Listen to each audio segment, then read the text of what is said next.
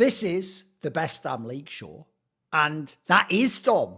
Normally, I introduce the other person as not Dom, and their entire job is to not be Dom until Dom gets here. But he's here now, so you're here. Welcome back. Yeah, it's good, man. We just had we're recording this actually right after the LEC series. Man, that was the stinkiest day we could possibly get in the LEC. Like, you were hoping that was 2 hours earlier, weren't you? Like, that last series dragged out, mate.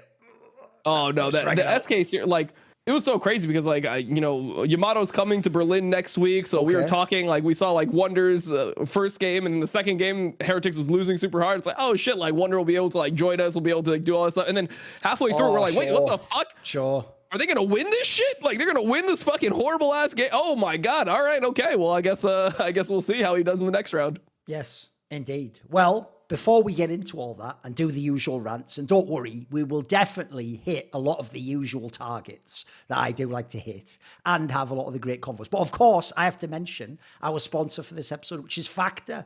Now, do you want to get fed just like Caps or Hansama? Ideally, as quickly as possible. Well, Factor's fresh, never frozen meals are chef-crafted, dietitian approved, and ready to eat in just 2 minutes, as long as it takes Niski to interlane nowadays.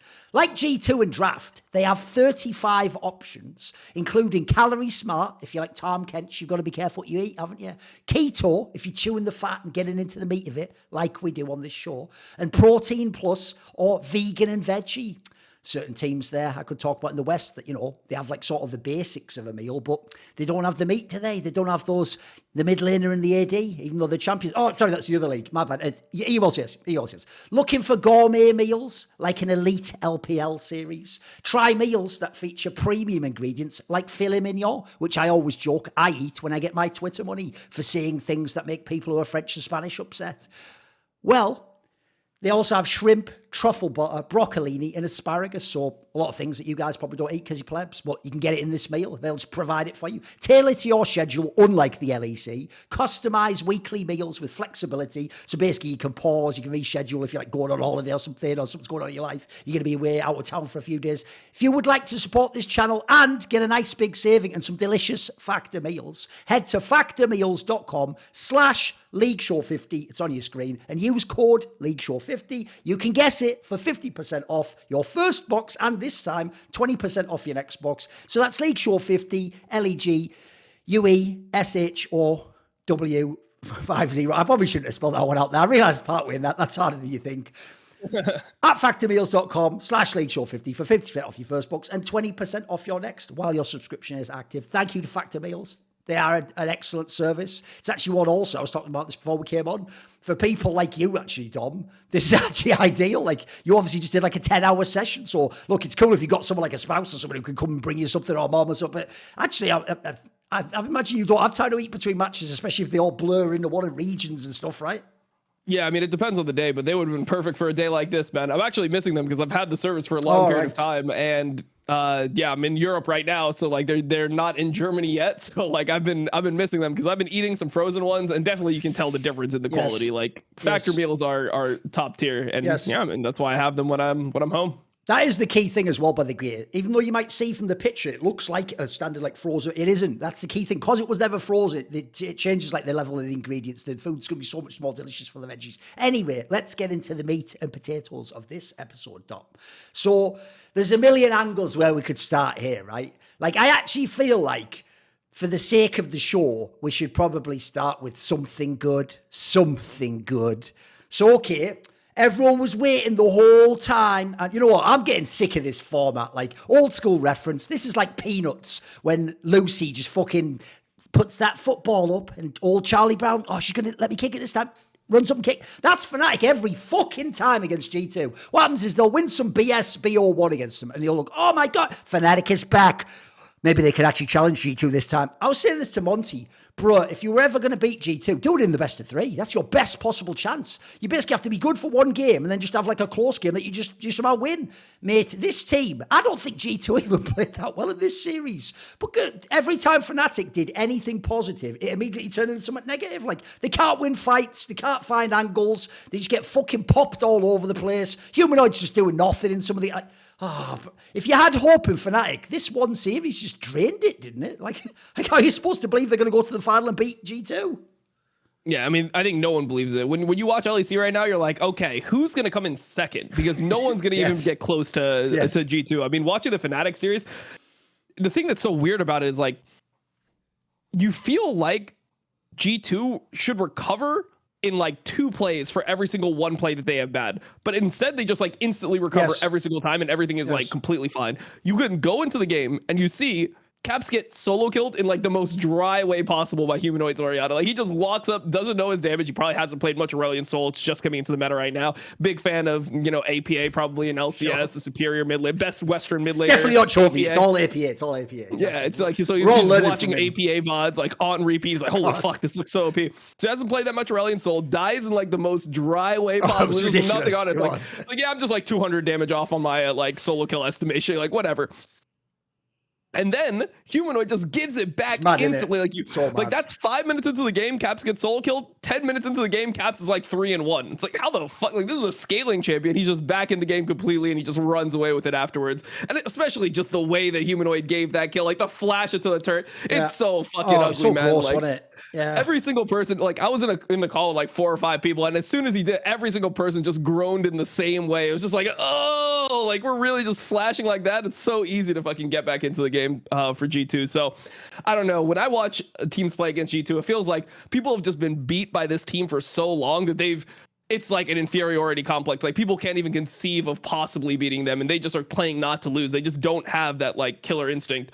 So it's pretty tough to watch that. Also, the thing I was noticing about this series is this just proves how reliant this Fnatic team is on Razork. If Razork has like an average series or like a mediocre series or a bad series, they can't even compete. Like they're not even close to competing. When he was playing at an insane level in winter, they got 4th place. They didn't even beat Mad Lions when Razork was playing insane. So if he plays bad, it looks like the team is completely shot. Yes. I even thought, actually, that was one of the most depressing things about this series, is like, that would be your first win condition, like Razork outplay Yike. By the way, not impossible in this series. It's not like Yike was some monster in this one. Like, he had a few mispositions and stuff. But, mate, I actually thought that, like, game-ending play that Razork had in Game 2 was typical of what Fnatic was like in this series. Because if you remember, like, Fnatic thought, we've got, like, the numbers, let's do a re-engage, and Razork went balls deep on that inhibitor, right? Go back and watch that VOD and just watch fucking Humanoid, who's taking a top wave, walk from Narnia all the way over, and by the time he even arrives, 2 people are dead and the game's basically over. It's like, what's this fight? Like, you're in your base. It's just a thing. There's no tower. Like, that was the game. They essentially traded Humanoid getting some top wave creeps for the game. It just feels like there's no grit. Like, that should not be a situation where you can ever end the game for G2. Like, no, exactly. That's a situation where, like, as Fnatic, you should be trying to lose the minimum. It's like, oh, actually, we're kind of out of position. Just give them mid inhib. It doesn't really do anything for the game. Like, G2 is ahead. They should need to, like, execute a Baron play. Then with the Baron, they can maybe push, get another inhibitor. It should take them, like, another 10 minutes to end the game. The fact that it's a 21-minute game just shows, like, a complete lack of just, like, the ability to just fight. Like, you need to make them sweat it out. You can't just give it to them. Like, give them, like, give yourself a chance for the enemy team to make a mistake. It felt like they were just so over the game. It looked literally like a forfeit. It looked like they were actually forfeiting. It was like in StarCraft where you just do I quit, like GG, you're out. Because this was mad. Game 1 was obviously the mega stomp down from G2. Because as we're talking about, even if Fnatic would get a kill or start a fight, it's like they had to work so hard to get 1 kill and chase someone. And then G2 would just be like, 3 kills for us. And then it was just like that the whole game. And then Game 2 was the one that should be like back and forth. There's chances. Mate, here's why I think you're right. That like not only in LEC officially, but I can tell in scrims, Remain is going to post that fucking thing. And again, it's going to be like 80% win rate. And here's why. Because, dude, Razork looked just desperate in this game. It looks like he really thinks I have to go for any fucking angle. If there's any like chance to get on someone, I've got to go for it. And mate, the other thing as well is G2 is just so much better in this series at team fighting, bro. It's fucking insane. Like people, it's not even like it's always the same person. Could be Humanoid, could be Noah. There's always someone disconnected from the fight or fucking backpedaling when everyone's going in. Like Fnatic don't even believe in these team fights, mate. I don't get it. Yeah, I mean, you look at the draft and Game 1, I was actually kind of hyped for Fnatic. I'm like, damn, they went Ashe, Rumble bot lane. It's one of the most aggressive bot lanes you could possibly go. You see that in LPL a whole bunch, we see it in LPL, and then the team that played it recently was KT. KT played this with like Beryl and Deft. They played the Ashe Rumble, and they went lethality Ashe and all this stuff.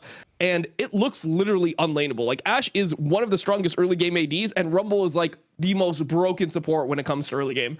And they were just even farming. They didn't even have an HP advantage. They weren't chunking like Hans and Mickey. Hans and Mickey are just even farming when they're playing the Lucian Nami. I mean, it just felt so weird because they drafted aggressive shit and then they didn't even play aggressive with the pick. So it's like, you guys don't even believe in what you're picking. Like if you're going into that series and you're picking that, you should be going into it with the mentality of like, we're going to fucking shit on them. We're going to chunk them out. We're going to dive bot. We're going to make their life hell. And there was none of that. Like they lost a 3v3 bot lane, which was honestly Razork's fault, but just the conditions of the game, they weren't in a situation where they could really punish. It felt like, oh, enemy team is just completely fine bot lane and they're just going to outscale with Lucian Nami. I also feel like it's been the same way. Everyone thought in the BO1s, this is the real Fnatic. Finally, they got it all together. Bro, that was just the fucking... Remember, we only play 9 games. That was just like the fucking flash in the pan, mate. That was the blip on the radar that you eliminate from the graph. Like, this is the actual pattern, you know. Mate, the problem with this team is they can never seemingly get, like, 4 players to play well in the same game. It just doesn't happen. Like, I thought in some of the games, Oscar had some good moves. He had times where he looked like he was doing something, but then someone else would be being shit in that game, or Jun would do nothing, or Humanoid wouldn't even be in a fight, or he just into a kill like that, like you say, give a free mid lane advantage away. It's like, there's always something going wrong for Fnatic. Like, they don't seem like they actually have the core. Like, I really wonder actually about their shot calling in a game like this, mate. I bet their comms are messy as fuck.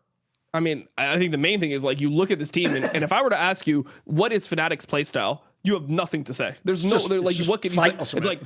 It's like, I mean, I guess we kind of like play Cassante top and a mage mid, and Razor carries the game or something. Like, there's nothing that they do.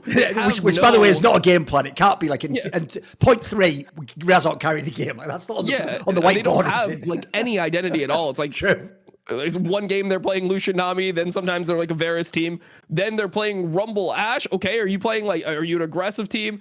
Does Oster just play weak side every? They just have no consistent game plan. So like they do everything at a kind of mediocre to shit level, and what you get is just like these random ass games that have no like. The reason why teams like to have an identity or a play style is because then they know what they should be doing in the game, but they have no actual game plan here. It's like they're not used to diving bot. They don't play strong side bot, like proxy them, try to deny the AD, kill him, dive him over and over again. They don't play that style of League of Legends. So when they have the conditions where they can actually do it, they don't know how to leverage that as an advantage over the enemy. It just ends up being shit. Right, I think we move now to a series I would just describe as very funny, which was Team Heretics versus SK Gaming. Bruh. Right, yeah, let's just come right out of the gate. I know he's your boy. I like him too. And I certainly would indeed love to see him play on a team like Vitality in the future. But I'll tell you what, Nisqy just didn't come to play this game, mate. Like, first of all, how many times did he eat the first blood or die early? And then, mate, he did in game 3 one of the most mentally ill packages I've ever seen. Where he went in, when, by the way, I think like his top laner wasn't even there at the time. He went in and just was stuck on the wall 5v1. And then obviously Heretics is like, well, no, SK is like, well, we're not following this up. And he just got fucking wrecked. He just got the package. He just got off the fountain. It's like, what? He just did this whole series, bro. Like, what is this?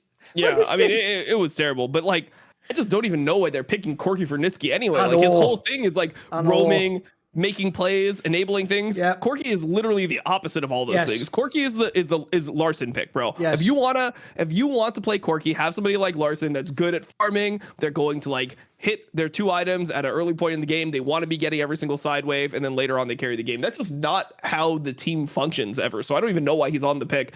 But yeah, I mean, Nisqy was overall pretty bad in this series. I thought they should have just ran back to Talia.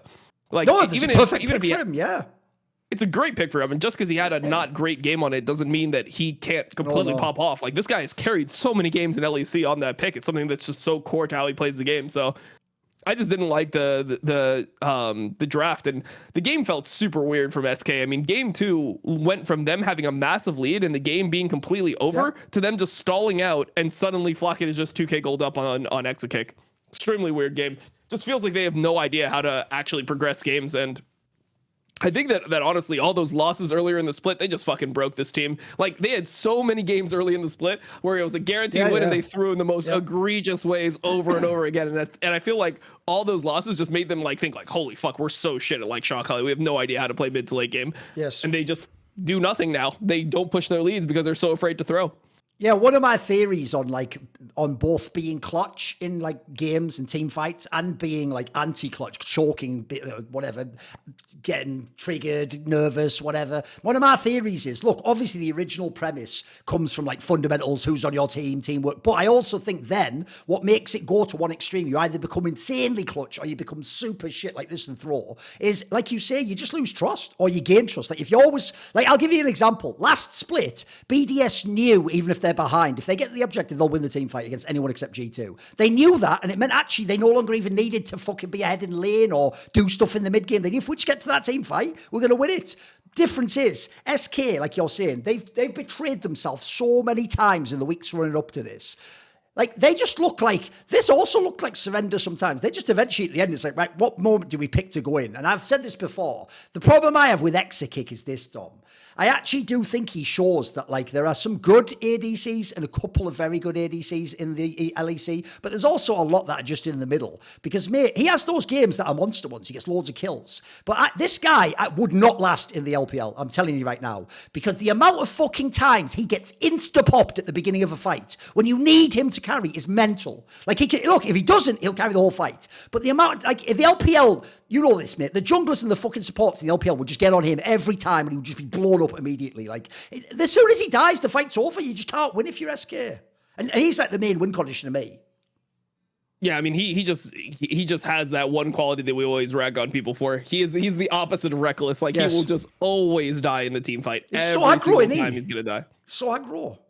Yeah, I mean, it's not even that he's so aggro. It just feels like his reaction and like his spatial awareness is just not accurate at all. Like, he'll be sitting with no flash and his flash will be coming up in 15 seconds and he'll be positioning like he already has flash and he'll just instantly die. I mean, on the Niski int, like, you remember when Niski inted with the package, that was really fucking bad. They were going to lose Drake for that for sure. What turned that into a mega catastrophe is then Exakick inted right after. Oh, yes, like, no, yes. He was like, okay, Niski, you fucking sent it. Like, he got jealous or some shit, and then he just jumped in there too. He's like, I'm fucking inting too, and you just see him just fly into the fight, just run straight into Wonder, and then Wonder just kills him.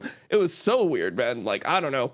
I feel like he just has no idea how to like play a team fight as an AD carry. Like, he has no value on his life in a team fight. And the worst thing is, when I was watching this series, thinking of what my angle was going to be, because I thought it was going to be 2-0, like you say, I was going to focus on the fact that, like, Team Heretics somehow could never all get together and group up in team fights, or they were always split apart and they couldn't keep the carries together. The joke is they won one of those fucking games. They actually won one of those games. And then in game 3, this is why, sadly, I actually have no hope for Team Heretics. You know what? There's one positive in this series I've got to point out, which is, I was saying this the whole regular season, that I do think people overrated the Zviru guy, right? Because essentially his job was not be, it's like the people who are not Dom, his job was not be perks. All he had to do was not be perks, just don't die, which is all he did. And then he wasn't carrying games, it was other people, like he was just doing all right. But you get to now, I'll tell you what, so he had some of the good Azir games, he had some good moves, he actually looked pretty decent. But what else was there? What the fuck else did they have in this team? Like, I really feel like Team Heretics, mate, I actually feel sad they won this series, because going forwards, they're not going to get team fights like this against anyone else, mate. How are they going to win? Like, this team, for real, they're so fucking... And also, even if they win a fight, how they can end a game. This team doesn't... In the regular split, I thought they had half-decent macro. I don't know what the fuck it is in this series, mate. They look lost. Yeah, they look lost. I mean, I think the main thing that I would say about this team is, like, Zwiru actually did step up in key moments, which I thought was really important, because I don't think Jankos had like that insane of a series, and neither did Wonder. Like, they had pretty like mediocre series for their standards, and there was times where if Zwiru did not step up and carry the game, they would have just lost. So that showed me something about him as a player, that he wasn't just going to be, because you see like a lot of players, they join teams like this, and they realize that it's like, okay, I'm playing with a bunch of veterans, and they think that their job is to just not run it down, and then like they'll end up winning the game anyway. He actually realized in the games where it's like, they're not fucking carrying me in this game. Like, Rek'Sai is super behind. I need to step up. I got to make shit happen. And he did that at multiple different moments. So it gave me some like just give me some like type of feeling about his mindset. He seems like he's just like not a pussy, you know, like he's willing to do what is needed in the game, and he's not afraid to potentially look bad while trying to carry the game, which is a quality that I admire. Yeah, especially for a rookie. Yeah, of course. Yeah, especially for a rookie, it feels like he's actually making the most out of his job. But yeah, if they play like this in future series, they just can't beat anyone left. Like, I don't know who could they beat left out of all the teams that are left. Like, it's logically, actually impossible. Yeah, like think about it, right? Let me have a look what the bracket obviously is. So okay, like Fnatic, they're going to lose to already. I mean, all those problems that we just listed for Fnatic, how's Heretics going to take advantage of that? They're probably just going to lose. Even if they beat them, mate, let's say they play Vitality. Vitality would fucking murk this team. What are you talking about? Like, Vitality's not exactly awesome, but they look way better than this team. Mad Lions, I think, would do the same thing. I mean, Mad Lions look pretty sketchy, but like... That's a bit more on the fence, but I'd still trust them to win, though. They're at least cohesive, mate. Yeah, I mean, at least they have some type of play style, so... I just think that other people need to step up. Look, like on this team, the whole idea of your team is that you have AD carry, you have an AD carry, you have a carry mid and a carry bot. Your AD and your mid are pretty high floor players. They're pretty much never inting the game, but they're not going to be super far ahead. Yes. So everyone else needs to perform at a reasonable level, or like the team is just not going to be close enough in goal to actually win a fight or like use any of the strengths they should have with like, you know, Trimby on the team, somebody who's good at choosing fights, Yanko's good eye for the game. They're not going to be able to use that because they'll be too far behind. That's also for me why they were so lackluster in these playoffs, mate, because in the actual regular spell, I thought Jankos was having like a turnaround. He actually looked pretty good. I credited him more than this Viru guy. But I'll tell you what, if you took like real Razork and just put him instead of Jankos in this series, dude, they would have won this way easier. They would actually be pretty good. Jankos was just off. Everything was off today's reads, fucking times to go in when he's getting caught. Like that's the mechanics were off, which is like something that he couldn't even get that fucking 5-volt breaker. What was that? That was some shit. It was tough. It was tough. I mean, that's the thing that people always try to make it seem about Jankos. They're like, oh, he's just old and he has no mechanics. It's like, no, generally he has pretty good mechanics. Like he's one of the better Lee Sin players in the LEC right now. Like we've seen Isma's Lee Sin. We've seen other people try to play Lee Sin. Like he has pretty good mechanics normally, and that's why he's still an elite level jungler. But this series, he just didn't have it. Like, he actually looked old. Yes. No, I always think when people say that, like, first of all, it's a meme. But the other thing is, they also don't understand at this point in his career, he's not like a 19-year-old, fake 19-year-old, LPL jungler, like, who just goes balls deep on every dive. Like, I'm going to use mechanics and outplay them. Like, obviously, he actually uses the amount of mechanics you need to make smart players and move around the map. The problem is, this is when you can see where he doesn't have the mechanics. When he had nothing here, he was toothless. It's nothing. Normally, to me, he makes the right play. Therefore, you don't need to outplay mechanically. So everyone's saying that he has no mechanics. Look, you got it right in this one instance, but aside from that, you're wrong. So don't be a fucking sheep and just say yes because other people tell you to say yes. That came from McKinder, right? Whatever. We're not a sponsor, okay, nice. But again, I just like to bring props every now and then. The other thing to say, because by the way, that's my whole take. That's why I said it'd be funny. SK was trash. They deserved to lose. Even though, actually, if you could go back in spring and sort of just like pause the game after the first 15 minutes and there was like a coach timeout, they'd win half those games. That's the stupidest thing of all. Like they actually looked all right early in the split. Trash now. They deserve to be out. And then Heretics, like I say, win, but it's like they win in a way where it just saps all hope you have. Like, oh, well, I guess that's it then. Especially because they also lost to fucking BDS, who was... Everyone who loses to BDS now, you know before, Dom, this is where BDS don't know that it gets worse. You know before when they were really good, and I said it's a shame that they're the gatekeepers of the region, basically, because like you want them to be third or fourth. If they're actually second, what does it say about the region?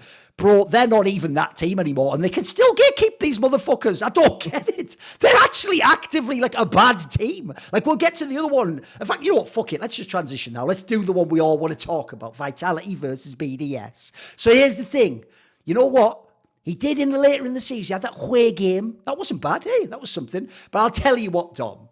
There's a reason why historically you don't put Nuke on fucking Syndra, my dude. Because this motherfucker is an imposter when he does the ults. Like the joke is, yeah, you're not used to having to have some balls, are you? You're fucking garbage, mate. This Syndra game was a war crime, mate. Some of those chases and attempted kills. The worst was that first one where he thought he could just do the combo and kill him and the guy just walked away. It's like, have you played this champion before? What are you doing? Yeah, it was a tough game. I really hated that draft, to be honest. Like, I looked at that game and it's like, why would you even play Syndra in this meta anyway? Like, there's no reason to play it. It's not strong. There's other picks that are up all the fucking time. And like, when you look at how the team plays, like, he needs to be a carry for this team, especially in this meta. Like, the problem right now that BDS are suffering from is that Adam is generally like a liability. In most games, he's just a liability. Like he can get like a solo kill here, a solo kill there, but he is not good at the champions that are actually strong right now.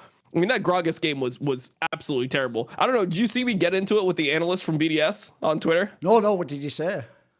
Well, I just said that they so after this game, he ended up going Seraphs into Roa, which makes no sense conceptually. Like Rod of Aegis is a stacking item. You want to get it as early as possible into the game. Every minute you get a bunch of fucking stats. So like you're just by delaying Roa, you're just getting stats at later values. And obviously stats matter way more earlier in the game. If you're like getting a 10-minute Roa and you're getting HP, mana, and AP every single level, it's a lot better than buying it at 16 minutes, 17 minutes, where like your HP is super negligible compared to like how tanky everyone is in the game.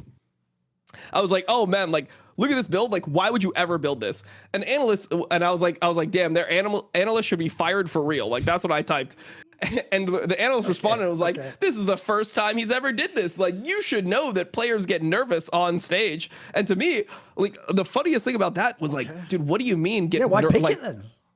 But also it's like, nervous on stage, so you build the wrong. Where do you see that being an excuse for any build by any other player in the entire fucking LEC? You never see like a jungler just like randomly build a fucking wrong item, or you don't see an AD carry not build static Shiv and they just build IE first and they're like, oh shit, I got nervous and I built the wrong item. Like these builds are very, very fucking basic. The first two items in a build are so fucking cookie cutter on every single champion. Like there's sometimes where there's a little bit of an idea that you can go for. There's sometimes where you can be like, hey man, like I'm gonna go for Kraken Slayer second on Jinx. I'm gonna go Shiv into Kraken Slayer instead of Shiv into IE. Like you have some type of flexibility, but just going like the stacking item second, going a Roa second, like this actually makes no fucking sense. I don't know how this could ever be defended by, oh, he got nervous. Like, what is the standard for this fucking league? Like, we don't know basic item builds, and then we just say, hey, we panicked and we got nervous. You panicked? That's the point of the game where you have nothing to panic about. You're literally in the shop clicking the fucking items. Like, how did you panic here and build the wrong fucking thing? And it's not even like, oh, he built like a wrong component and then he finished it. He built a wrong multi-component completed item for no reason. Like, what the fuck is going on? The joke is, this is the one time back home in Korea, or wherever he is, that Malrang would be watching going, wow, did he complete the item? And he'd be right. Just once, Malrang, you know, broken clock, but you'd have been right that one time, Malrang. Yeah, no, actually in Brazil right now. Oh, even worse, fair play. Well, you know what? I feel bad. You weren't that bad, mate. You don't deserve that, but okay, fair enough. No, what I would say is this is why this team is bad now. Because, bro, the Ice Guy's all right. Obviously, just has to get onto stuff like Zeri, and then he can pop off. It's a good champion. My problem is this. You can see that this team was all about Adam last split, mate. They're not that team anymore. Not only was he way better, but you see now, I made this point earlier in the split with one of the not Dom guests, which is, dude, I got tricked last split. I thought last split, it's like, right, now I've got to just give it up to Adam for real, because not only is he really good on his picks, but he's got like normal meta picks as well. It just turns out those are only his picks. He just coincidentally hit the meta of things he could play last split. When he comes to the other picks now, like he's trying to fuck around like he's Merwin with like TF and stuff like, bruh, no. I don't care if you win the game. By the way, I don't care that on a Gamepedia that will go as a 1-0. He is 1-0. Mate, these don't work for you. Not only do they not work for you, because you don't know how to make it work yourself in lane, the team it's not the team from Winters. It's not the same squad. And then all the pressure is on Nuke and is on the Ice Guy. And by the way, I'll tell you another person who isn't at his form for last time. I thought Labrov actually was the best support last split. He has dropped, mate. He can still do some plays, but he has dropped. The whole team's dropped, actually. Like, in general, who's as good? Who's as good as last split? Anyone? I mean, maybe Ice. I guess he's the one, right? Because he didn't have to do much last split. I think it also goes to, you know, the thing that we were talking about earlier about having some type of identity. You knew what Ice was going to play last split. Yes. He was literally just playing like Varus, Ashe, Jhin. He was the supportive AD carry. They were going to play through top. Like Adam was going to get really strong on his picks and you'd play the game out from there.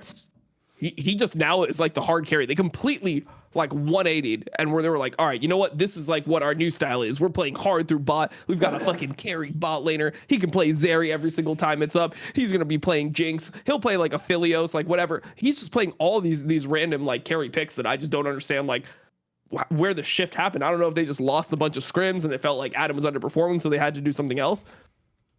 But it seems really hard for them to change this dramatically so quickly.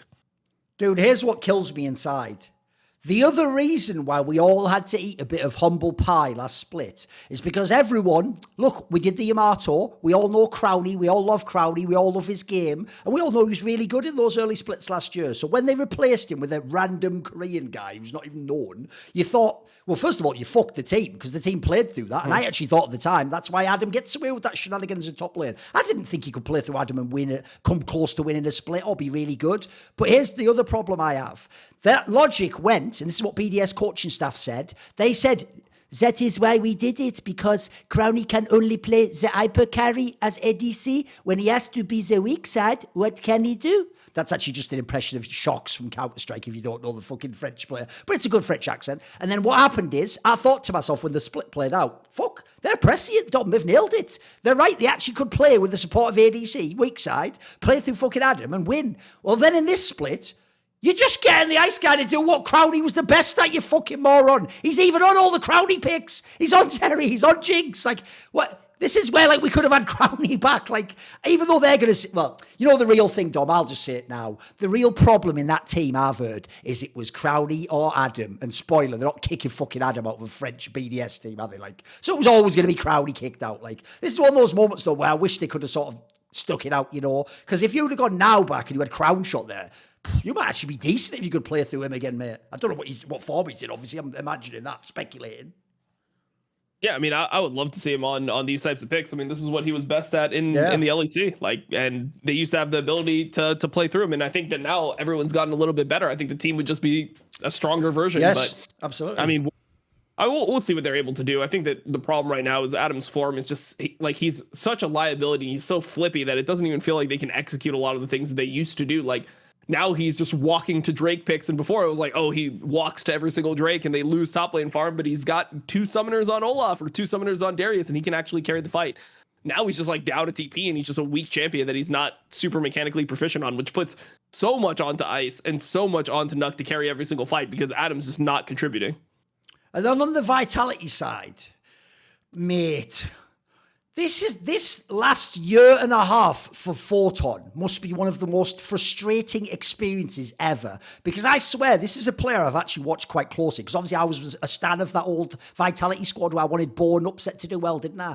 If you take that team and then you take this one with a completely different set of players, this guy plays, I describe it to Monty, like he plays like he doesn't get to join the voice comms channel. Like he'll do well in lane. He'll be on power picks. He'll be on shit that the LPL would just carry the game. He'll get kills. He'll be strong. When you then get to the mid of the late game and team fights, it's like, forget about it. It's not going to work. Like it just doesn't happen. They never can never connect, never play around. Like the amount of times he gets into it as well is fucking gross. The Douglas guy, listen, I'll say he was all right in the regular split. He was ass in this fucking series, mate. Like he wasn't there. He was just dying immediately. Like if you're for Photon, I actually, for real, this is my real take on Photon. Because this team isn't going to go anywhere. I mean, the joke is they could still grab the 3rd spot for Worlds. Like that's how what of a mess this fucking league is with BDS being shit. But my actual real hope for Photon, from watching him play enough, Dom, is I hope he gets to go back to LCK for real. I actually think in the LCK, speaking Korean in a Korean team, this guy could be a strong player. I actually think he has skills.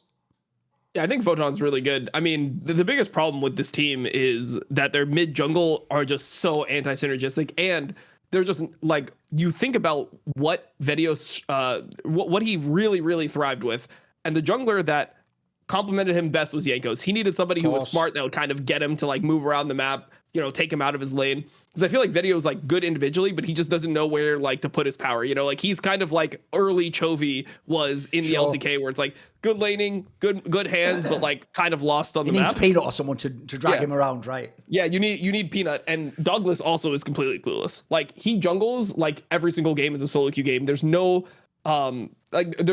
it doesn't feel like there's any like planning in his play. It feels like he's just trying to do what's best on the map and like try to figure it out all in the moment. Like he doesn't have a good idea of what's going to happen before it actually happens. And one thing I was going to say, man, because I watched this 3rd game, I could tell that Rich's Wrath didn't watch this game, because if he saw that death mid from Douglas, where he literally just AFK'd in front, and he just recalled, he just stood there. He just recalled in the middle of the lane for absolutely no reason in front of the way. Rich's Wrath, if he saw that death, he would have 100% been tweeting about match fixing everything. He would have exposed everything on this guy if he saw that, because that was like one of the most egregious deaths I've ever seen. It just literally looked like he was like trolling. He just recalled in the middle of the lane in front of the enemy Hwei, and the Hwei is like, oh, that's a QW. I guess that's just a free kill.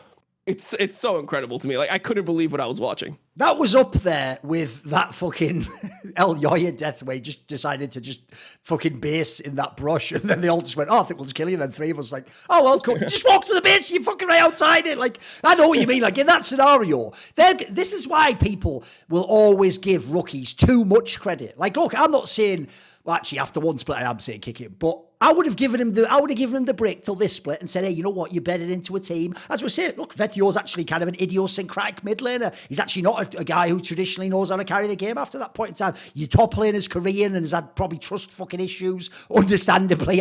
Mate, he must be like a fucking beaten dog at this point in time. If someone even goes near him, like, if someone even just goes like this, you go, oh shit, you're just doing that. Yeah, mate, this guy can't fucking trust anyone at this point in time. Everyone's going out.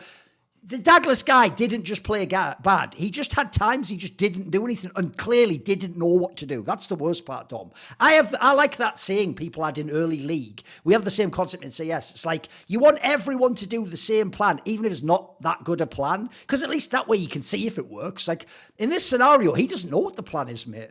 He's just in the server. Like, he's trying to sometimes make plays, sometimes he's not making any plays. He needs to be the one making the plan. Like, that's the thing, is like he's a jungler. Like, he's got to be the one that's trying to figure out where to attack on the map. And it feels like he just doesn't have a good eye for it. Like, I just feel like it feels like he's just listening to other people's ideas and trying to like jungle by listening to other people, which is always horrible. You can always tell which junglers like have are the ones that are making the plans and they're doing what they want to do, and the people that are just listening to their team being like, oh, like, you need me to dive this, and then they're trying to just follow up and make everyone else happy. I mean, it doesn't look good. I think the problem is this, like, Vetio, even though he's been in the league for a while, he kind of like still has, like, he doesn't strike me as a veteran. You know, like when I think of what a veteran player is, even if he came into the league at the same time as El Yoya, it feels like El Yoya has way more of those veteran characteristics than Vetio. So it's like you have essentially like a young player, an undisciplined player mid lane, or somebody who doesn't have great idea of how every game should be played out. And then you pair that with a jungler that doesn't have an idea. That never works on any team. If you look at every single team in the LEC, there's no team that is succeeding right now that doesn't have a veteran like leader in either mid lane or jungle. You have to have one in one of the roles. Normally you want the jungler to be the one that actually has the ideas of how to play the game, and then have your mid laner just be like decent mechanically, and that's going to give you some structure in your gameplay. No team succeeds without having one of those. It's why the joke of this fucking lineup, unfortunately, is like if you could actually roll back, Dom, to the off season, all you would do is just keep Vetio instead of Perks. You'd make this lineup, but with Vetio instead of Perks. That would actually be on Heretics, I mean. If you put Heretics with Vetio instead of Perks, I think that'd just be a good team, mate. I think that team would actually, because you'd have the rest of them to fucking walk him round, and then he'd do the damage in the team fight. You'd actually win those fights. That's what it's like. Both teams are that's mismatched. Because the other thing on this team as well is, it's why I actually think the Hylissang thing was so egregious in winter. You have completely mismatched Douglas and Hylissang as well. These guys they're not on the same page at all. So collectively, we've got a disconnected jungle, mid, and bot and support in LEC. You can't win it with that, mate. Those three have to be on page. Like, tell you what, I might shit on some of the others, like in Mad Lions, but at least those players are connected. At least they know how to play with each other and to make plays happen and follow up. And when we're not going in and all that, like, this team's just all over the place. Yeah, I mean, I think that's the biggest problem with LEC in general. It feels like when I look at LEC, the reason why, I mean, most people say LEC has regressed, right? If we're at the point where we're still coping that LEC is somehow better than it was in the past, like comparatively to other regions, I just don't even know what to say. But assuming that LEC has regressed, the reason for it, I believe, is because I think the teams are so mismatched. You look at teams and it's like Vitality, which is like full psychopath. So like, you have good enough players, like Photon could be on a top team, like Video could be on a top team with the correct conditions. You could have Hilly and Karzi on a top team. Yeah, like they definitely could, but like that is just not the team. Like then you have this team with like a rookie jungler. Like it just doesn't all add up. Yes. Same thing with Heretics. Like you could have Wonder playing weak side top on one of the best teams. You could have Wonder on Fnatic right now, and it would be, and in my opinion, it would just be a better team, assuming Wonder was playing in form. Yeah. But they just have like no firepower on that team. You look at it with Wairu and Flocket, and it's like Wonder should be a weak side top on a good team, and Flocket should be a weak side bot on a good team. But you want all of these players on the same team at the same time. It's the Immortals problem, right? The old Immortals of a team problem. You have the Immortals problem on that team, right? Like, so you have the Immortals problem over there. Then you have like the team that's like way too aggro. Then you have like Bo and Upset just wasting their time on K-Corp. I mean, every team is so mismatched. Like, that's why I feel like Mad Lions ended up doing so well, is because they actually had a cohesive unit. They had some type of game plan. It's like, all right, we have a jungler who is able to like make good plans. He's able to dive lanes. He's really smart about the game. We have a mid laner who's willing to stack waves to follow whatever plan that was. And we have a strong bot lane who's actually good in lane. We can play around that bot lane with 4 people, 4 people, and we can actually get them ahead and put them in positions to carry. That's why they succeeded. Other teams don't have any type of like lineup that makes sense. You look at all the teams and it's just like, why are these people playing together? The same thing with GiantX. Like, I look at GiantX, it's the same thing. Patrick and Odo are just not a good pairing. Like, you don't pair Odo with Patrick. You pair Odo with Upset or somebody. Like, that's the whole idea of the lineup. But you know, now you just see, I mean, obviously like Odo and Upset are like much worse than they were in the past. But that's like the general play style is what I'm going for. Yeah, the archetype, sure. No, I'm with you, because actually the saddest thing of all is this. Here's where I think people get lost. When we're saying they're bad, we're mainly talking about the whole team as a holistic entity, how they play. And remember, guys, always fucking remember this. We're watching the best LCK and LCK teams. We're watching Gen G and fucking BLG, then tuning into an LEC game. So it couldn't look that good in theory anyway, but it looks way worse. Like, it's not even getting close to it. And part of the problem is this. I think you nailed it. I'm not flaming the players, Dom. That's the saddest thing. I actually feel like the last 2 years, here's what my actual theory is, because this happened in Counter-Strike as well, by the way, when all the money went really up and the contracts got massive buyouts. What you get is no longer can players make teams. Instead of the player picking, right, let's get this guy, this guy's going to be really good. And you let, like, I don't know, pick a player, or back in the day it was a Perks. You let these players have say over who joins the team. When these GMs make them, the GMs have just been very whack these last 2 years. And another problem, I pointed this out with Yamato, is they don't get fired. Have you noticed that? GMs never get fired. They can hire 3 bad, by their logic, bad coaches that they then fire in a row, and they're still having their job, even though their job is to hire the coach. So surely they're failing at hiring the coach. They can bring in players, by the way, on big salaries, and have to bench them after 1 split and bring in like an ERL player or a fucking like a sub-level player. And have to pay both. Yeah, and pay both. And then after that, they keep the job next year. And I'm like, what's going on here? Like, so first of all, like GMs. I mean, look at Rogue. Look at Rogue. Oh, like what the fuck is the trajectory of that team? Well, my joke on that one is my joke on that one is a pretty good one, which is when you're a kid in England, right? We had a thing. I guess your analogy would be Pokemon cards, right, Dom? But in England, you have football stickers. You have this football. You have the book where it has all the spaces for the players and all the teams. And what you do is you buy those like booster packs of the stickers of the players, and then you trade. But as you can imagine, the value of the players, like how good a player is in real life, as in do the other kids want him? Do they want this star player? And what you find that's ruthless, because you kids, remember, and like people are like 9 years old, they don't understand concepts, Dom, like, but his mum probably paid a lot for those stickers. Don't be too mean. Dude, people are like fucking old school Donald Trump or something. They're just like murdering people in the deals. Like, they're just doing shit like, no, this is good. Take 3 of these. Look, he's an up and coming player. He's going to be good by the end of the season. And then when that kid goes home, he's traded away like, you know, the foil star player of a team for like 3 like common fuck, because he doesn't know the market. He doesn't know deals. He's fucking 9 years old. And then like essentially his mum's just throwing their money down the fucking drain. That's some of these fucking GMs. Some of the Rogue GM. Actually, the joke is, are you ready for the best joke about Rogue? They actually have, in theory, 2 of the best GM job ever in LEC, like this.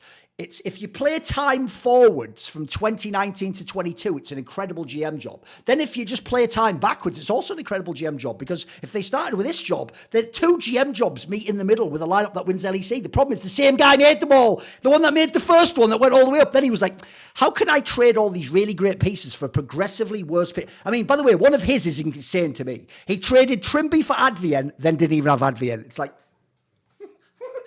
you ended up with nothing. You came home without the fucking cow or the magic beans, you daft cunt. You came home with like a fucking rat's tail. Like, what about this? Can I do anything with this? No, nothing. Yeah. Nothing at all. Like, these GMs are terrible, because as you're pointing out, Tom, you know what the most fun game of all is? I love to do it on these shows as well. I've done it loads of times with Zabatine.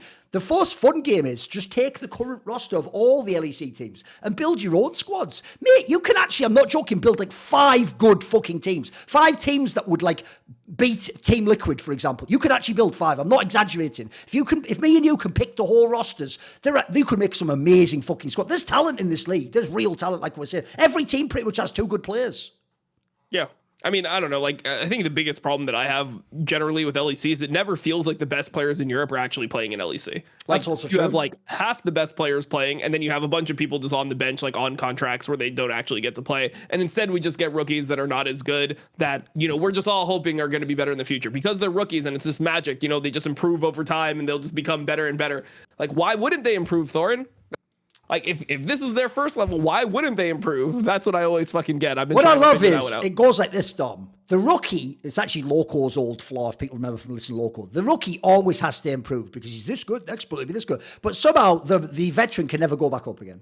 Like, for example, so if you asked a straw poll of fans, Perk should literally uninstall League of Legends and officially retire. He can never, ever be a competent player ever in his life again. Even though, by the way, the weird thing behind the scenes from that team is they were telling me he actually was doing well again. He sort of started to pick it up and then those scrims happened and then he just got kicked out last minute. Like, a lot of those players are like, what? Like, so, but if you have a player, so he was doing it now, he was a bit average when he came in. Now he's had like 1 series that was not bad. In their mind, he becomes like, not Caps, but he becomes like fucking humanoid next. It's like, probably not. And another thing I'll throw out there as well, Dom, is people are really, really giving some rookies too much time, like I said before with Daggers. Because you know what else also happens? Dom, we've got to the point in Europe because of how much talent we have in the RLs. If you're actually going to be an elite player, you usually do it in the first year. Think of all the ones that came in that did it. Humanoid. You have fucking, obviously, El Yoya. Some of these guys, dude, Irrelevant didn't take that much longer once he got on the carries. Nemesis. Some of the ones on Nemesis, obviously. Some of the ones on Mad Lions. Larson got cooking pretty quickly. You don't take 3 years to power up. You know what I mean? Like, they're acting again like they're acting like this is invested in the S&P 500 index and you're just holding for that 8% increase year on year. Like, you're not. You're actually gambling, and what you're hoping you do is hit gold. You want to get the massive 20x,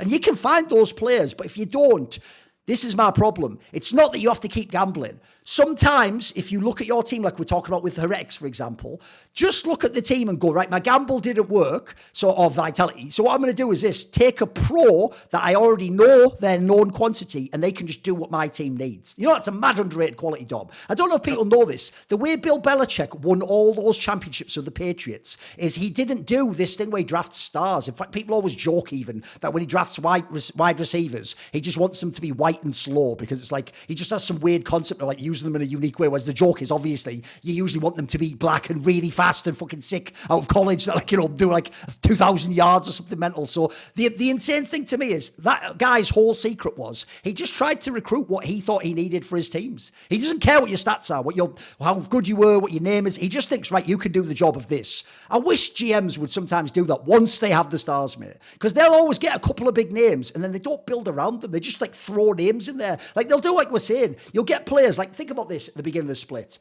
right? How much faith did they have in the Douglas guy that they thought Photon and Vethio would thrive playing with this guy? Thrive with it and be really good. Because by the way, those players in theory with the right jungler could be really good. They could be on the team that's in the final.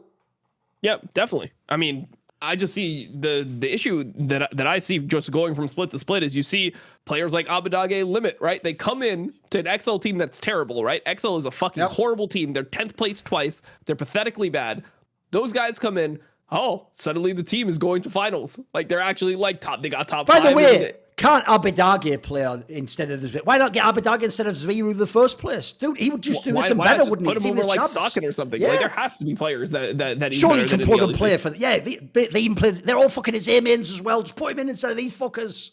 He'd be better. I mean, like, these players should be in the LEC, and like, the thing is, since we don't have relegations anymore, we don't get to see players actually come up through ERLs and beat the players that they're legitimately better than. You just have a GM be like, I mean, Abadage, we know that he's never going to be that insane. And then there's like things that are slapped on Abadage, like he's known to have communication issues. So it's like, he doesn't, like, he's not going to fix anything. It's like, dude, I don't care how fucking Socken is communicating. He chews gum into the mic for 90% of the fucking game anyway. Like, he's not even speaking for the most part anyway. You look at a player like Kaiser, who's actually doing fine. Like, he's having a resurgence. He's good on Heretics. We replace him with Trimby, when Trimby should just be going to K-Corp. Trimby should just be in K-Corp. You think about what Trimby does. He's somebody who likes to talk a lot. They're having communication issues from the bot lane. You give him a veteran, you give Upset a veteran support. Bo looks like he needs help with direction at points in the game. It would make so much fucking sense, but we just don't get him there. So now it's like there's two of the supports that should be in LEC are now on the same roster. Kaiser and Trimby, who 2 years, imagine I told you in 2021, Kaiser and Trimby will not be in the LEC. Oh, it's mental, isn't it? In 2024. It's like crazy. Especially the Trimby one's inconceivable, isn't it? I mean, but the sad thing is, this almost does confirm that he has some sort of like social issues in teams, because every time he gets booted and comes back, he's just good again. Usually better than whoever he replaced. It's ridiculous, isn't it? I mean, like I have no idea. I mean, I've heard some some shit about the Fnatic acquisition of Jun, where like people didn't even know what was happening within the team. People didn't even know that Trimby was gone. Like Trimby was just like randomly gone, made by people that make decisions. And it's like, all right, I guess you're just playing with Jun now. You know? I heard he got a bit fucked in off season. Yeah, he definitely got fucked in the offseason. So you just consistently have players that don't belong in the LEC start, and now we have like... I'll tell you an example, Dom. Am I whiling when I do this? I'm going to go back to the well, but I think it's justified. You know what? Bear in mind, Sakan actually doesn't do anything. You know what? If I have nutters like Bo, maybe I'll throw Leader in there. 100%. Those two would go ham in fights, mate. I think they would love each other. So many players go in to LEC. Like, the whole thing was like, oh, Leader, like we'll see how he performs. Like, he's with this Astralis team, and he just like pops off. They're like, holy fuck, he's got this new style and everything. Then it's like, yeah, no, you're not allowed to play LEC anymore. Abadega, you're Smurf. Yeah, you don't get to play. You're like a known player. We've like heard about you for years. You don't get to play LEC anymore. Oh, Limit's back. He's doing well. No, you don't get LEC anymore either. Oh, Trimby is doing well for that. Yeah, you don't get to play LEC either. Oh, Crowny had one of his probably best year of his entire career. No, you don't get to play LEC either. Why are half the players that should be in LEC just not in LEC year after year? Oh, it's mental. I mean, the other thing is like, you would think that they would want to offload these players, at least trade them to other teams, because like instead you have all these organizations just paying a bunch of fucking players that just sit at home and they get like 50% of their salaries. It's actually crazy to me. Like many of these players are just getting paid and they're just sitting at home like on the team. It's like the teams don't even try to make things work. That's actually also why why my new campaign is fire GMs, not fucking star players. And the reason why that's my new campaign is because I actually was okay. Like in general, I do want the GM not to be like a one split job, obviously. You have to have time to see your vision out. Like think about Peter Dunn when he was sort of director. He's sort of doing that job, you know. He could decide who comes, but he could also split on split like he did with the Rex last year, upgrade the roster, fix some of the problems. And by the end, he almost got them to Worlds. Here's my problem though. If you have one of these examples where it's like you just make mistake after mistake after mistake, and then worse, you then have to pay not only the guy coming in, but then you have to pay most of the salary to the guy because he's on the bench because of the German thing. That should accelerate when you get fired, in my opinion. Like you can't just run an org into the ground for 3 years. Like after 3 years, if you only have like, I don't know, a semi once and you almost made well, that ain't enough. You know what I mean? Yeah, and then the other thing is like these players that are on the bench and they're getting paid these salaries, right? Like they're not competing. So then when they come back, they have like time where they need to acclimate and get back to like the level of the league and get used to competing again. And like, it's not like you just have experience playing on stage, you just jump back on stage and everything feels normal again. So then there's like the period where they have to get better. So it feels like there's so many players that just lose skill because they're just rotting on the bench and then they come back in and they're not as good as they were before. And then like, you just end up in this situation where so many players just end up, it's like what could have been in the LEC if we just kept our fucking players. I know a question I've got for you. I actually sort of just got part of why, because here's the problem. I actually think to watch, I prefer this format than the old one. I hate leagues, Dom. I'm not a fan of them in general. But, like, for example, if people don't know, even though as a boy I loved football, I only got back into it in the last years because basically the team I always supported got really good again. The reason why I tuned out of football is I got really bored of league play because there's no playoffs if you don't know. They only just win if you're top of the league. So I think that's boring as fuck. The only thing that I found fun is I used to watch Champions League because it's essentially like Worlds. You're just watching the fucking sick bracket play, right? Now I get actually why coaches all flame this format, Dom. Because have you noticed, because you only play the 9 BO1s in 3 weeks, which decides if you get into this portion. And then there's no downtime. You're just playing series after series after series. And you're either eliminated immediately or suddenly you're trying to win the league. Have you noticed what doesn't happen now is subbing mid-split? That used to always happen in the old LEC. In fact, in the old LEC, when you have that sub like you're talking about, who's a rookie player, what you do is, if your like jungler starts in the first 3 weeks, you say like to the sub guy, right, get ready, we're going to put you in for some scrims and see how it goes. And then if you do that 1 week of scrims where the inting jungler does bad and your rookie jungler does well, you insert him in week 5 of LEC because you've still got like 3-4 weeks left, maybe 4 weeks left, right? And if you're still in the mix in the table, you can make a run, or you might sub out your top laner or something like that. Whatever it is, you pick the one position, you sub them out. No one does that mid-split now. It's just you make the hard decision after the split, and even then you do a perma-benching again. Like, you can never come back. The perks can never come back in a Vitality. These people can never join again. Now it's just a whole split you play with that one lineup, and you have to just gamble and hope it's good, apparently. I'm not a fan of that, I have to say. That doesn't work and doesn't look good to me. Yeah, I think it doesn't look good. I mean, the other thing that I don't like is like what happens with LEC a lot is that they end up just on like a really shit patch. Like, there's just timings where, because they start the playoffs like, 3 weeks before, everyone else is on like a future patch, and they're just stuck on like an old patch that like sucks. And there's some patches that absolutely are horrible. Like the Static Shiv LeBlanc one, I think it was like, it was the one at like summer. It felt like that was just there forever. Everyone else has moved on. They're like trying to figure out new things, and we're still on the OP like Static Shiv LeBlanc. I think that's a problem. I mean, I guess teams are subbing mid-split. I mean, Adam got benched for like finals weekend, so that was something. Like, I guess. By the way, I just got to say this right now. At the time, that was so gangster. But the saddest thing is, I swear he's never looked as good since then. He has never been the same Adam since then, mate. He actually was, for real, like MVP candidate before that for me. I don't even fucking like the guy, so I'm not wiling. Like, I actually did think his team played around him. He did well. He was good on most of the picks. Like, what do you want? They would have been in the final if he hadn't. Well, the problem is, obviously, I can't know what happened technically, whether he had to be benched. But if he hadn't been benched, I think they went to the finals, mate. So they've blown that split. And even though now there's a world where, yes, obviously they could be in the finals now, probably through lower bracket. Let's be real, they're not winning fucking best of 5 against G2. But if they do go to MSI, mate, this is going to be the worst. BDS is. They might. All right, do you want a mad prediction?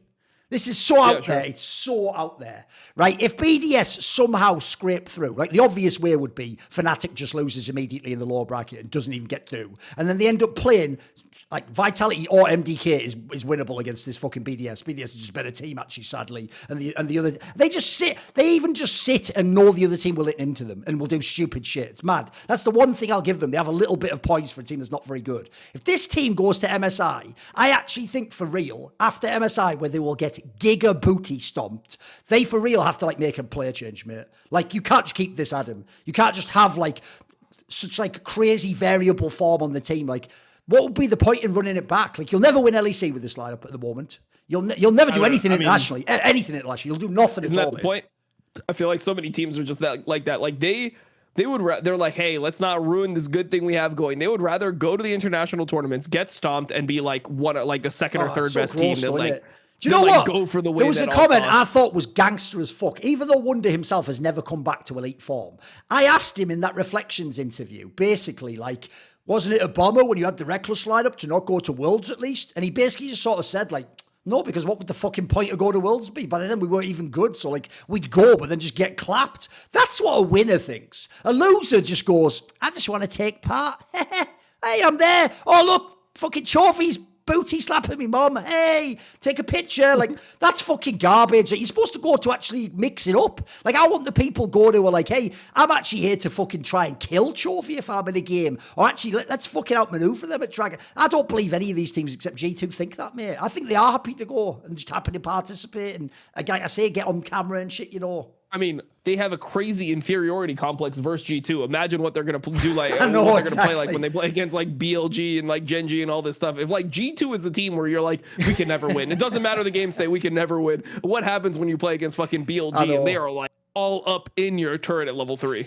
Yeah, what are you going to... Let me know how some of these LEC... I want you all, if you think LEC is good, if you disagree with Dom and the other analysts, in the comments below, explain to me in what way any team except G2 could even stay in the same server as Jun and Knight.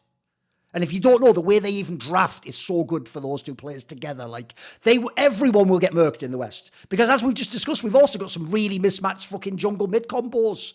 And if you look at the ones that are going to go to Worlds, bro... Nuke and Shio, that's a game over. What am I doing else? Douglas and fucking Vethio, don't even go in the server, mate. There'll be no Vethio carry. You won't get to that point in the game. You'll be suppressed in lane and fucking bullied and ganked by Jun all day long. I'm trying to think who else you can even have, like fucking Fnatic, right? That one you'd maybe have like a tiny chance, but then they both better be on their game. If one of them isn't on their game, murked again. And that's one of our second best team, probably, guys, in spiritual form at least. Yeah, I mean, it's tough. I mean, what I would love to see, man, like the point that I'm at with Pro League is I don't even want to see top LCK and LPL teams play against top LEC and LCS teams. I want to see how fucking big the gap really is. Like, I want to see this NIP team that's like squeaking by versus WE. I know what you mean. I want to see that team play against like Fnatic, Mad Lions, G2. Yes. Like, I want to see, is that team, because that team, like, that team, even if they look like they're out of sync, they still have fucking rookie on that team. They're still Shawnee on really that fucking good. team. Yeah. Like, Photic is you not know a fucking bum either. I'll be even naughtier than that. G2. I'll be even naughtier than that. Bro, listen, mark the timestamp. I think, except for G2, Milky Way's FPX would beat every single Western team. I mean, I think they might beat G2. Like, I think they're gonna.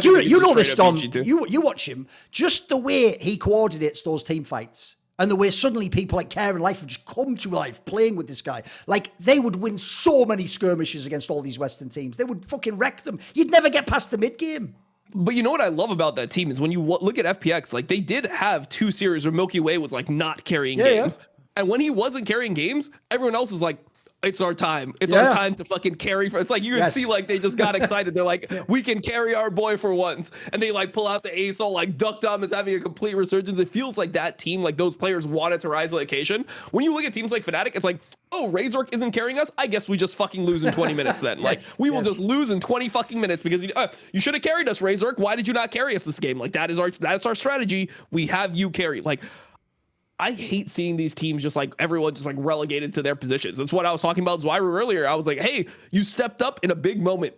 Props to you. Yeah. You're not a fucking pussy. I hate seeing pussy ass League of Legends. And I see so many people just have this pussy ass mindset in Europe right now. And I'll give him props. He actually literally did go for plays. He went for the Azers where you go in and you have to hit everything and all the Sandsoul. And he did it. Yeah. Fair play.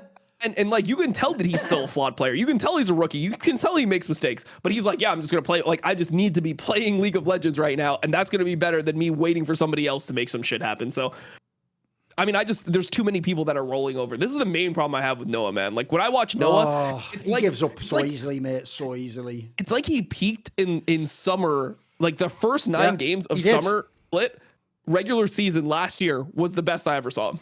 And then since then, it's just like, I want to see that killer instinct out of him. I feel like he could be so much better if he just like thought higher of himself or just like wanted to like show off. But it feels like he's playing like he does so little damage in a lot of fights. I just feel like he could be doing so much more in a lot of the games, but he just doesn't have that killer instinct. It doesn't feel like he has confidence in himself.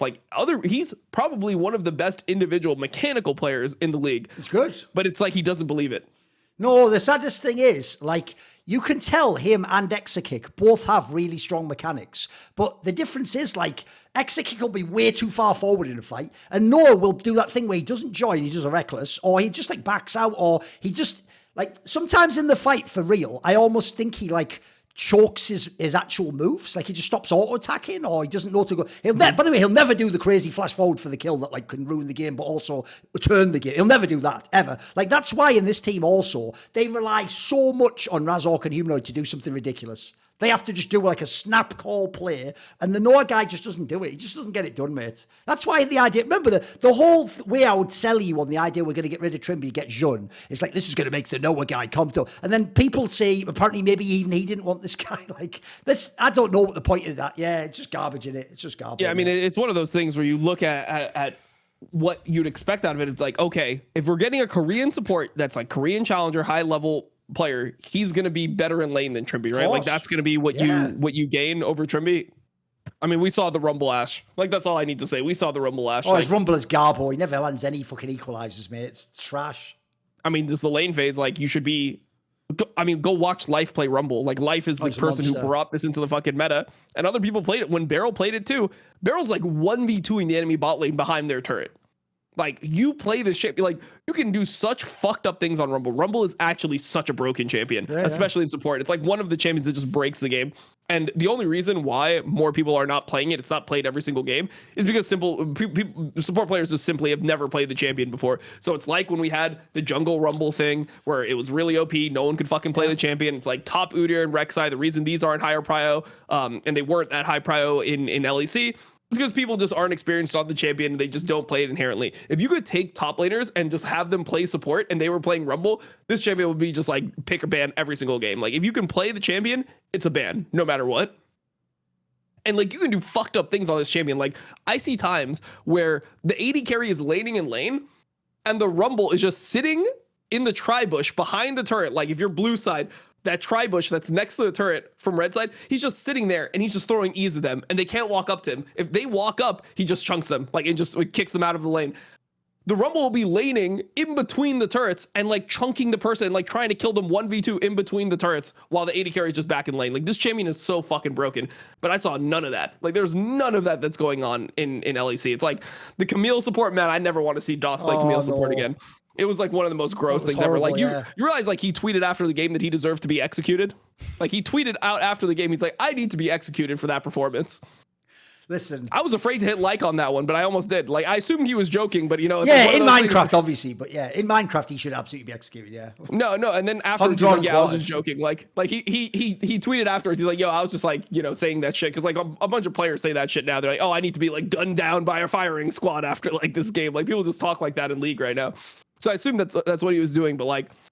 When he said that, it was like, yeah, that was like, if you're going to say that after any game, that is the game you say it after because it literally looked like it was intentional. Like I said, Rich probably didn't watch that one either. The problem is he was so bad that what he meant was he deserved to be hung.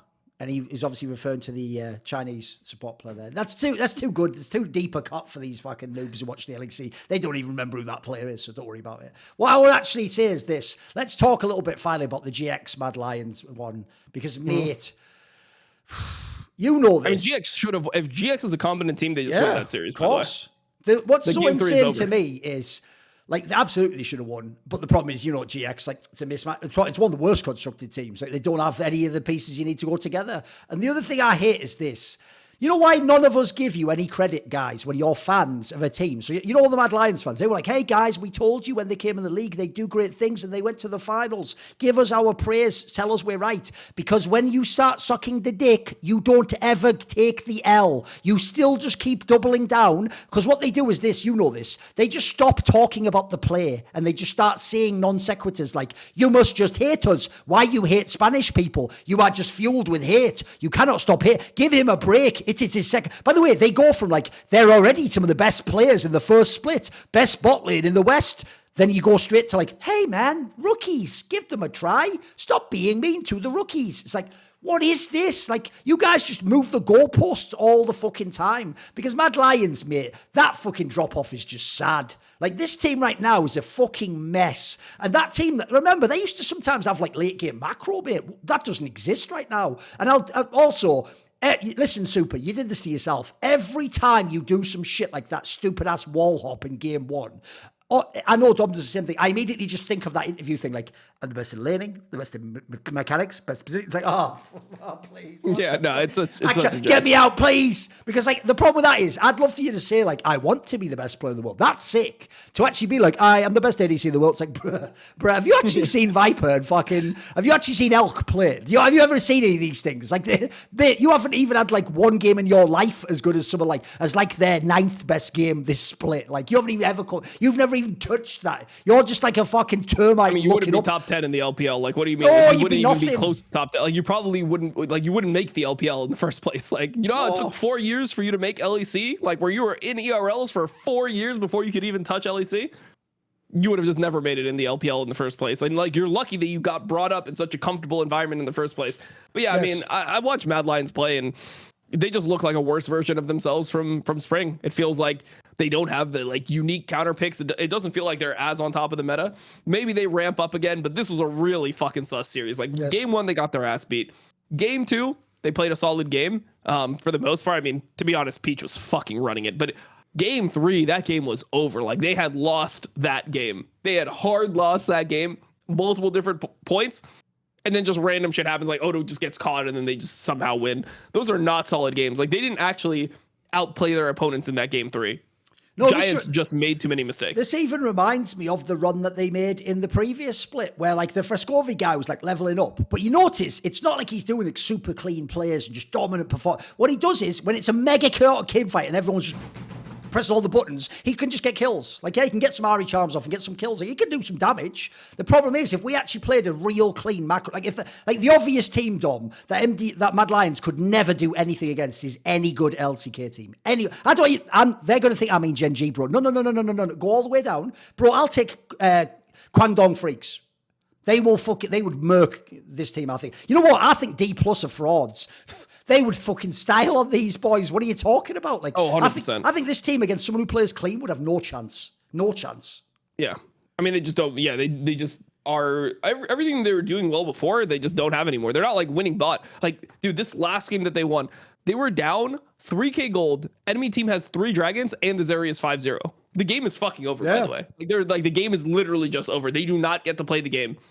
Giants just does some like weird ass shit where Odo's getting caught and then Jackie just goes mid and they just don't even fight a 5v5 and Mad Lions wins. Like, these are not realistic situations. That's what I hate about watching. Like, the reason why I've been so negative about LEC is like, I want to see teams play out their advantages in a somewhat reasonable way. Yes. When I see some bullshit where like, you know, Jackie's just like drifting mid and the whole team, the rest of the team's like fighting 4v5 and Odo's just getting caught. It's not even a fucking game. It's like, what am I watching? Like, this is the first fucking step of playing League of Legends. Like, let's make the play happen together. How about we just involve the people on our team in the fight that's supposed to happen? None of that. Like, there's no outplay. It's just, it's not even like you have some amazing flank or something where Mad Lions has like, oh shit, like the Rel is hiding in a bush. Oh, and he snap engaged, or like they controlled vision and he did something amazing. It's like the other team just ints and Elio is like, holy fuck, they're inting, and he just goes and he like has the killer instinct and wins the game for his team. And mate, in that first game, they look like they've never seen the champion Nautilus. Like, everyone was making like, oh my God, Ignar lands another hook. He's just walking in a straight line forwards and firing it forwards. And they're doing what in League, like, actually tilts me. Like, I can't take it, mate. Which is when people dodge hook champions by just walking backwards. It's like, I'll give you the example. Here's a banger movie reference. Has everyone seen the movie Prometheus? That, like, movie they made, which was sort of like a prequel to Alien. You know, in the first one, Prometheus, right? There's that scene at the end where this massive ship that's really long and tall is falling like this, and the woman, like Charlize Theron, spoiler, just runs like that below it and then she gets killed like that. And it's like, love, if you step 1 meter to the side, it just goes past you. Like, they don't get that. They ran into every hook, mate. It was ridiculous. They made this Nautilus look like it was like Prime Mickey X Thresh or something. What are you doing? All right, number one, the draft makes no sense. There's this weird obsession with Jarvan in Europe that just needs to stop. Like, you're playing Jarvan into an enemy team that has just a Jinx. Like, that was the idea for it. It's not a winning jungle matchup. You're playing versus a Rel. You're playing versus Silas, who doesn't care about you at all. It's such a hard game to actually play. But they're just playing it for no reason. Like, Odo is playing Rek'Sai. It's horrible to gank Rek'Sai. It's just such a worthless champion. And then the fight that they took a fight when their support is level 2 and the enemy support's level 3. Like, Nautilus missed a hook on the wall and they're like, go kill him. They lost the fight so hard. By the way, that's just 2 kills. Like, people stopped autoing because they're trying to give Jinx the kill, and then Jinx didn't end up getting the kill. Yoya could flash the wall. That's just 2 kills right there. You're just giving these plays to the enemy team and just hoping that they're not good enough to run you over. And in that game, Giants actually was good enough to run them over. Same thing should happen in game number 3. With that said, though, even though I do agree, I actually thought GiantX should have won. I just also don't want to see GiantX play anymore. So I can accept the result, if you know what I mean. Yeah. I mean, just bring in that Juhan guy. Like, bring on Juhan over Peach. Like, I've had enough of Peach. Peach does nothing, mate. He never does. The problem is, I've said this all the time, a lot of the games, he just doesn't do a ridiculous game ending in, so fans can't see it. They're like, he's playing all right. He's like, he's not here to play all right. We just said his team has like mismatched players and has difficulty getting going. Like, if you actually put someone half decent with the Jackie's guy, you could get some more games for sure, mate. Like, that guy can pop sometimes. He can do plays. He has champions that are dangerous and do damage. Right, anyway, I'm me. He's Dom. Show's over. We're gone.